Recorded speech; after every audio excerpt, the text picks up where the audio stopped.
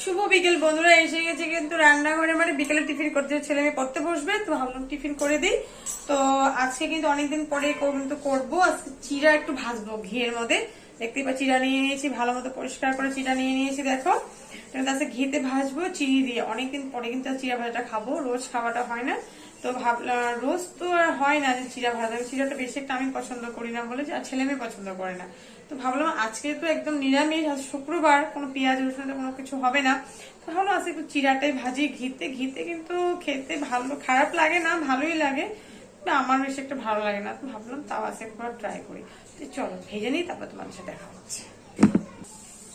দেখো বন্ধুরা, এই যে কিন্তু আমি ঘিতে কিন্তু ভেজে নিচ্ছি চিড়াটা, দেখো।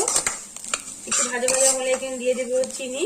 আর এখানে কিন্তু বসিয়ে নিয়েছি, দেখো হয়ে গেছে কিন্তু আমার এখানে চা।